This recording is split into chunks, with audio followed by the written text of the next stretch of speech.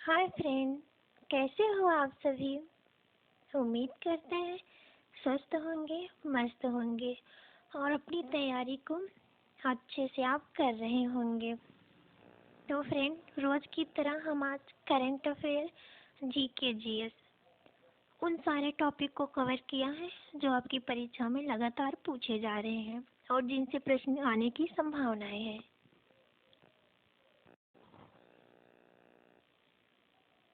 Friend, video को पूरा ज़रूर देखिएगा।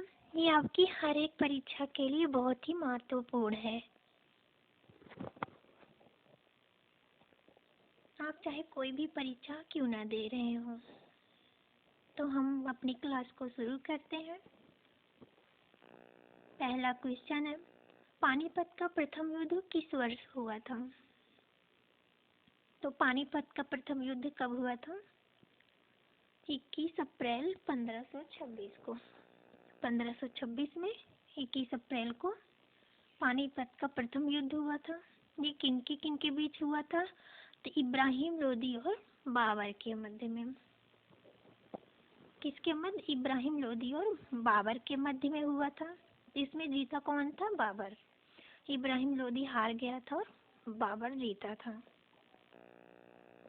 और पानीपत का द्वितीय युद्ध हुआ था, ये अकबर और हेमू के मध्य में। हेमू को विक्रमादित्य भी कहते हैं। तो हेमू और अकबर के मध्य में हुआ था 1556 में। इसमें अकबर हारा था और अकबर जीते थे और हेमू हार गया था।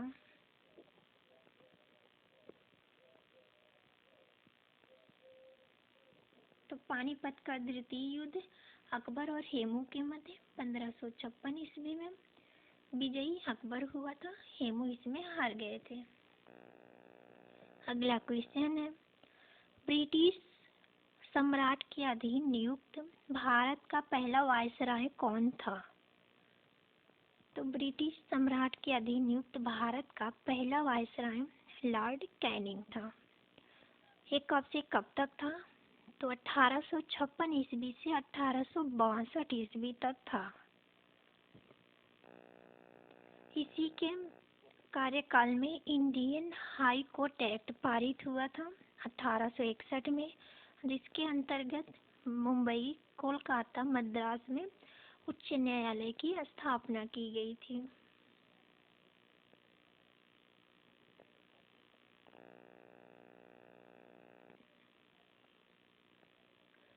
और इसी के अंतर्गत भारतीय परिषद अधिनियम पारित हुआ था 1858 का।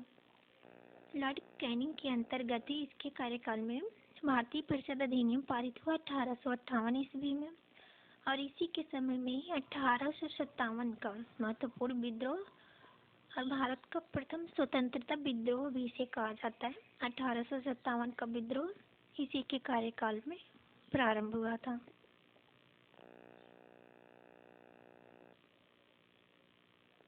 द्वितीय विश्व युद्ध के समय भारत का वायसराय कौन था?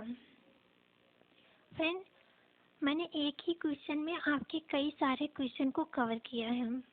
आप यहाँ पे देख सकते हो, द्वितीय विश्व युद्ध कब से कब हुआ था। तो यहाँ पे 1 सितंबर 1939 को हुआ था। आपसे क्वेश्चन में ये भी पूछ लेगा कि अगस्त प्रस्ताव किस वर्ष शुरू हुआ था या किस वर्ष हुआ था। तो 8 अगस्त 1940 को अगस्त प्रस्ताव हुआ था। आपसे बार बार क्वेश्चन में पूछा जाता है, भारत छोड़ो आंदोलन कब प्रारंभ हुआ था या क्रिप्स मिशन भारत कब आया था। तो मैंने एक ही क्वेश्चन में कोशिश की है कि वो उससे मिलते जुलते सभी टॉपिक कवर करें हम, ताकि आपको एक दिन ये ना बताना पड़े कि द्वितीय विश्व युद्ध हुआ था, अगले दिन बताऊं कि अगस्त प्रस्ताव कब आया था। तो जो जो उस पर क्वेश्चन बनते हैं हम वो सारे लाने की कोशिश करते हैं कि ताकि आप जहाँ भी नोट करो वो सब एक जगह रहे। तो द्वितीय विश्व युद्ध के समय भारत का वायसराय लॉर्ड लिनलिथगो था। तो लॉर्ड लिनलिथगो था भारत का वायसराय। ये कब से कब तक था? 1936 ईस्वी से 1944 ईस्वी तक ये था। और द्वितीय विश्व युद्ध प्रारंभ कब हुआ था? 1 सितंबर 1939 को। और प्रथम विश्व युद्ध 1914 से 1918 तक चला था। और अगस्त प्रस्ताव ये अंग्रेजों द्वारा लाया गया था 8 अगस्त 1940 को। और भारत छोड़ो आंदोलन कब प्रारंभ हुआ था? 1942 को। और क्रिप्स मिशन भारत भी आया था 1942 में ही। तो ये दोनों आपके क्वेश्चन बन सकते हैं। भारत छोड़ो आंदोलन कब प्रारंभ हुआ? 1942। क्रिप्स मिशन भारत कब आया? तो 1942 में। अगला क्वेश्चन है, सर्वेंट्स ऑफ इंडिया सोसाइटी की स्थापना किसने की थी? फ्रेंड, बहुत आज की क्लास में मैंने टॉप और बेस्ट क्वेश्चन लिए हैं जो आपकी परीक्षा में हमेशा बार बार पूछे जाते हैं। सर्वेंट्स, आप चाहे कोई भी परीक्षा दे रहे हो किसी भी चीज़ की, ये सब तो क्वेश्चन आपके एग्जाम में हमेशा पूछे जाते हैं। सर्वेंट्स ऑफ इंडिया सोसाइटी की स्थापना किसने की थी? तो गोपाल कृष्ण गोखले ने कब की थी? 1905 में। इंडियन एसोसिएशन, इसकी स्थापना 1876 में हुई थी। इसके अध्यक्ष थे सुरेंद्र नाथ बनर्जी। भारतीय राष्ट्रीय कांग्रेस की स्थापना हुई थी 1885 में एओ ह्यूम के द्वारा। हिंदुस्तान सोशलिस्ट रिपब्लिकन एसोसिएशन, इसकी स्थापना 1928 में चंद्रशेखर आजाद और भगत सिंह इसके संस्थापक थे।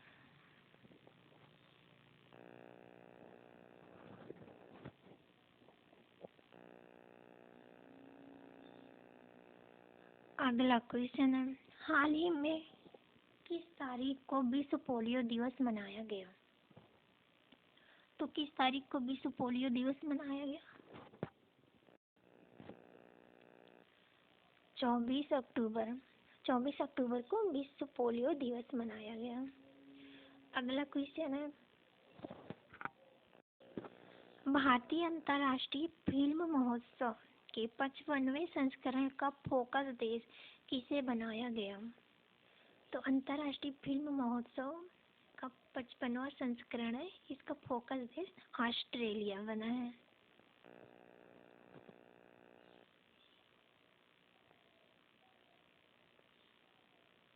अगला क्वेश्चन है, अगस्त 2024 में किसे रेलवे बोर्ड के नए अध्यक्ष और मुख्य कार्यकारी अधिकारी के रूप में नियुक्त किया गया?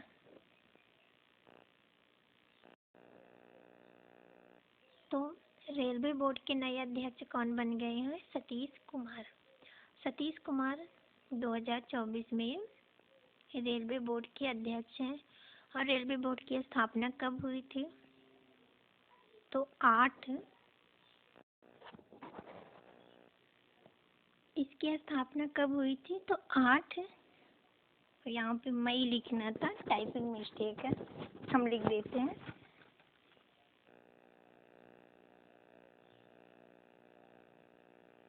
8 मई 8 मई 1945। तो रेलवे बोर्ड की स्थापना कब हुई थी? 8 मई 1945 को। इसका मुख्यालय कहाँ है? तो नई दिल्ली में है।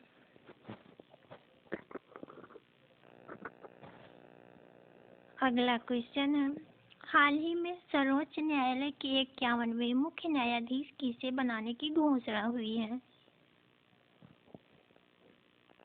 तो सर्वोच्च न्यायालय के मुख्य न्यायाधीश अगले कौन होंगे? संजीव खन्ना। अगला है, हाल ही में T20 अंतर्राष्ट्रीय में सबसे अधिक स्कोर 344 का रिकॉर्ड बनाने वाला देश कौन बना? तो जिम्बाब्वे बना है। अगला क्वेश्चन है, हाल ही में ये कतर का दिया गया नाम है दाना। दाना नाम किसने दिया था इसका? तो ये चक्रवाती तूफान है, तो इसका नाम दाना कतर ने दिया। तूफान चक्रवाती जो है ये दाना कहाँ प्रवेश किया है? उड़ीसा में। तो हाल ही में तूफान चक्रवात दाना ने कहाँ प्रवेश किया? उड़ीसा में। अगला क्वेश्चन है, हाल ही में भारत की भाषाई विरासत पर किस देश में प्रवासी परिचय 2024 का सम्मेलन प्रारंभ हुआ? तो किस देश में हुआ? सऊदी अरब में।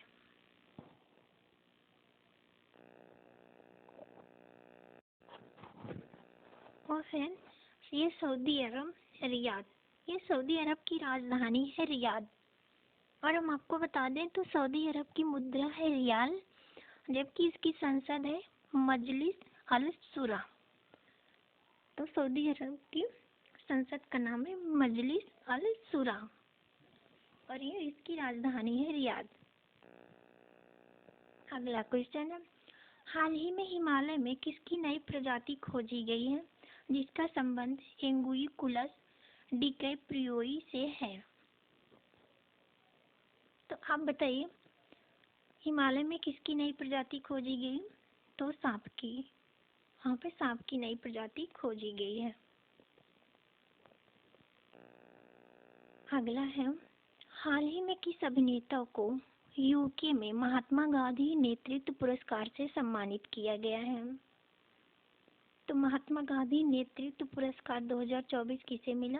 दारा सिंह खुराना को। ये अभिनेता है। अगला क्वेश्चन, हाल ही में अंतरिक्ष क्षेत्र को बढ़ावा देने के लिए केंद्र सरकार ने कितनी लागत के साथ वेंचर कैपिटल फंड को मंजूरी दी है? तो अंतरिक्ष क्षेत्र को बढ़ावा देने के लिए केंद्र सरकार ने वेंचर कैपिटल फंड को मंजूरी दी है 1000 करोड़ की लागत के साथ।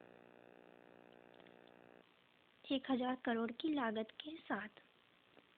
अगला क्वेश्चन, हाल ही में स्काई कैना की यात्रा रुझान रिपोर्ट के अनुसार वर्ष 2025 में भारतीयों को सबसे प्रिय पर्यटन स्थल बना है। तो भारतीयों का सबसे लोकप्रिय पर्यटन कौन सा बना है? शिलोंग। शिलोंग।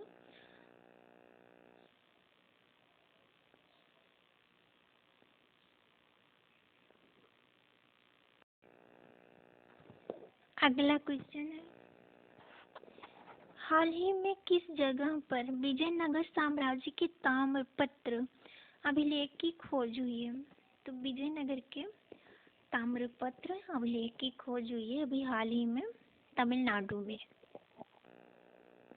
अगला क्वेश्चन है, मधुमक्खी एवं चींटियों में कौन सा एसिड पाया जाता है? तो मधुमक्खियों के डंक में और चींटियों में कौन सा एसिड पाया जाता है? तो फॉर्मिक एसिड या अम्ल पाया जाता है।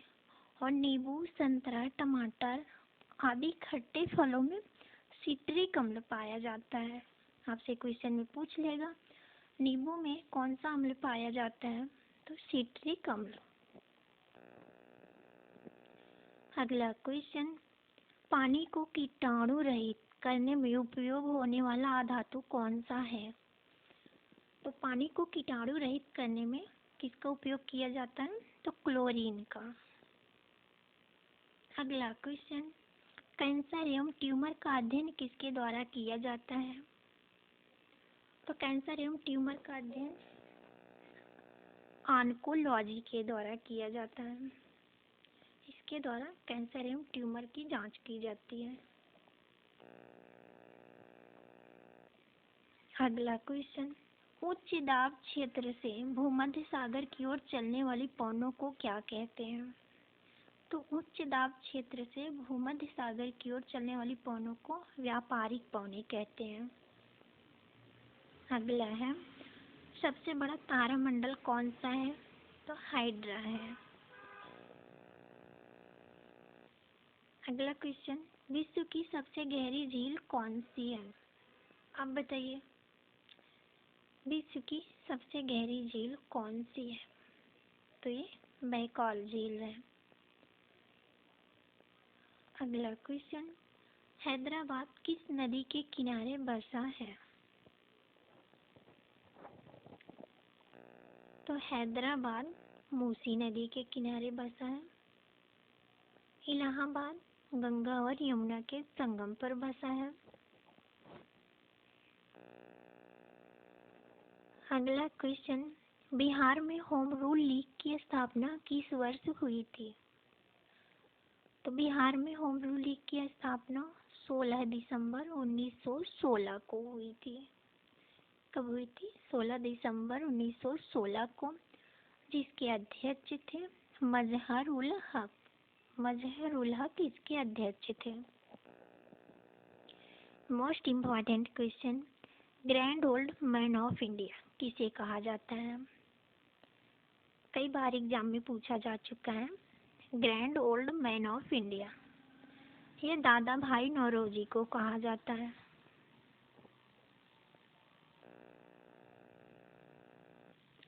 अगला क्वेश्चन, हाल ही में नरेंद्र मोदी ने 8 अमृत परियोजनाओं की शुरुआत महाराष्ट्र में किस जगह पर की? तो पीएम नरेंद्र मोदी ने 8 अमृत परियोजनाओं की शुरुआत भी सोलापुर में की है, महाराष्ट्र के सोलापुर में। अगला क्वेश्चन, कौन राज्य की आकस्मिक निधि के लिए उत्तरदायी है? तो राज्य की आकस्मिक निधि के प्रति उत्तरदायी है राज्य का विधानमंडल। राज्य का विधानमंडल आकस्मिक निधि के लिए उत्तरदायी है। और ये लिया कहाँ से गया है? तो अनुच्छेद 267 के अंतर्गत इसका उल्लेख है।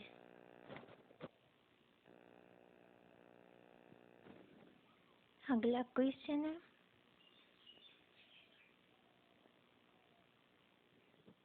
भारत के राष्ट्रपति उपराष्ट्रपति त्यागपत्र दे तो, अगर उन्होंने भारत के राष्ट्रपति और उपराष्ट्रपति ने त्यागपत्र दे दिया तो ऐसी स्थिति में राष्ट्रपति के रूप में कौन कार्य करेगा? तो राष्ट्रपति के रूप में कौन कार्य करेगा? सर्वोच्च न्यायालय के न्यायाधीश। सर्वोच्च न्यायालय के न्यायाधीश अगर राष्ट्रपति ने किसी कारणवश अपने पद से त्यागपत्र दे दिया तो सर्वोच्च न्यायालय के न्यायाधीश राष्ट्रपति के रूप में कार्यभार संभालेंगे। अगला क्वेश्चन है, संविधान की प्रस्तावना के अंतर्गत नागरिकों को कितने प्रकार के न्याय प्रदान किए गए हैं? तो संविधान की प्रस्तावना के अंतर्गत नागरिकों को 3 प्रकार के न्याय प्रदान किए जाते हैं,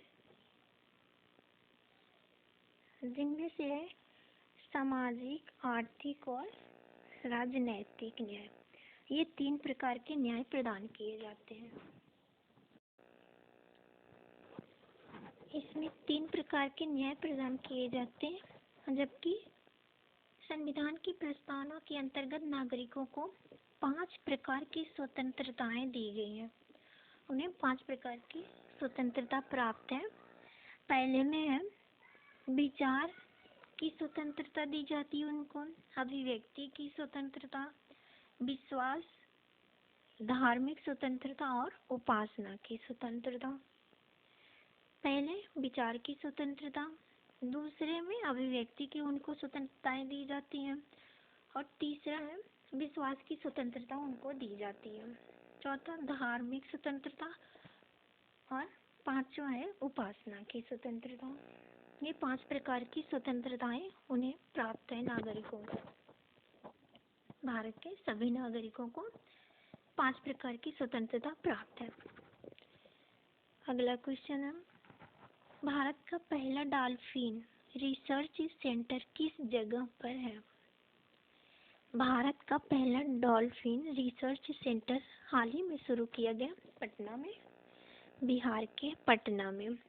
इसकी आधारशिला कब रखी गई थी? 2020 में। और बनकर ये कब तैयार हुआ? 2024 में। 2024 में ये बनकर तैयार हो गया। इसमें कुल लागत 30 करोड़ रुपए की कुल लागत लगी थी। तो भारत का पहला डॉल्फिन रिसर्च सेंटर बिहार के पटना में बना है। अगला क्वेश्चन है, ट्रांस साइबेरियन सबसे लंबी रेल प्रणाली किन 2 शहरों को जोड़ती है? तो ट्रांस साइबेरियन ये सबसे लंबी रेल प्रणाली है। ये किन दो शहरों को जोड़ती है? तो सेंट पीटर्सबर्ग और व्लादिवोस्टॉक इन दो शहरों को जोड़ती है। अगला क्वेश्चन है 92वां संविधान संशोधन के अंतर्गत 8वीं अनुसूची में कितनी भाषाओं को जोड़ा गया? तो बताइए, जरा आप भी बताइए कि 8वीं अनुसूची में कितनी भाषाओं को जोड़ा गया? तो चार भाषाओं को जोड़ा गया।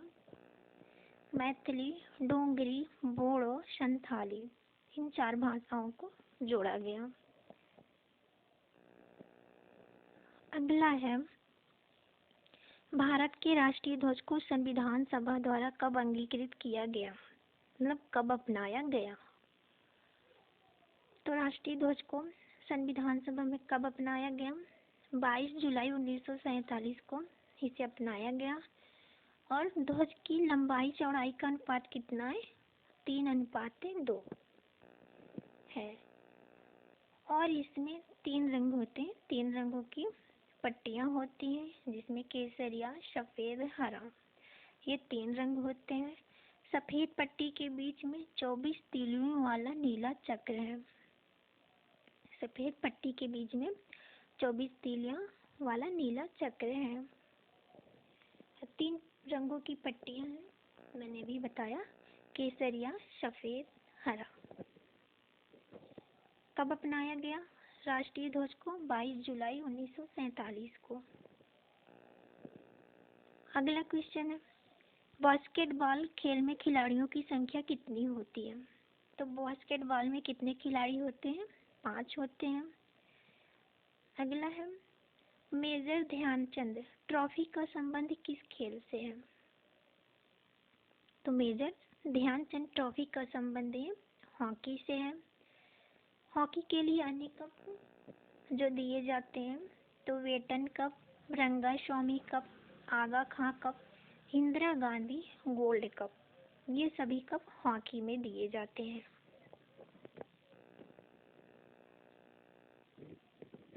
अगला क्वेश्चन है राउफ कहाँ का प्रसिद्ध लोक नृत्य है? ये मोस्ट इम्पॉर्टेंट है राउफ।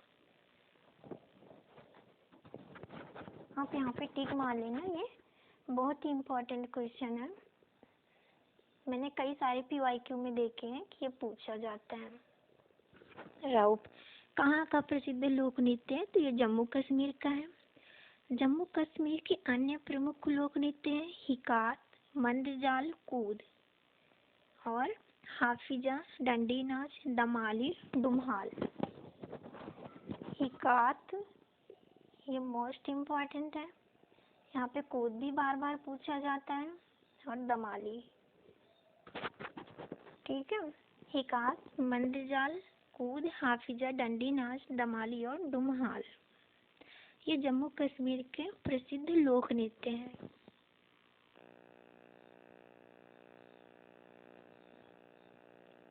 अगला क्वेश्चन है नेपाल की राजधानी क्या है? तो नेपाल की राजधानी काठमांडू में है।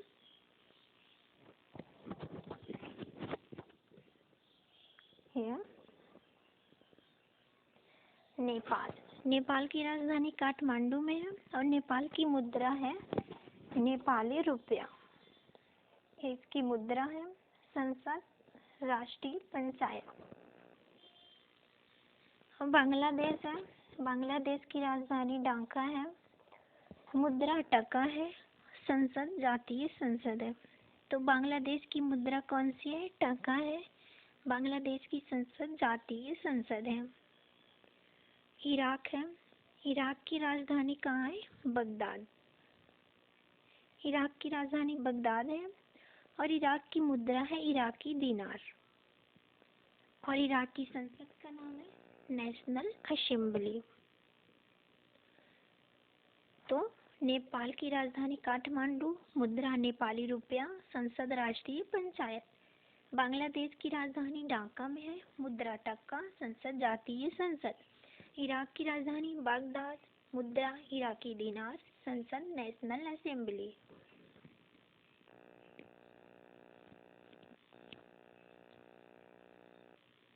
तो फ्रेंड, ये थी हमारी आज की वीडियो। आपको हमारी वीडियो अच्छी लगे तो हमारे चैनल को लाइक शेयर सब्सक्राइब कर दीजिएगा।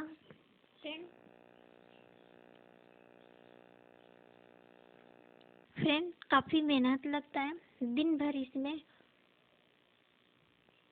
लगाना पड़ता है। आपके लिए क्वेश्चन ढूंढने पड़ते हैं कि हाँ ये एग्ज़ाम में पूछे जाने की संभावनाएं हैं, PYQ में यहाँ से क्वेश्चन पूछे जा रहे हैं, तब कहीं हम आपका ये क्लास बनाते हैं।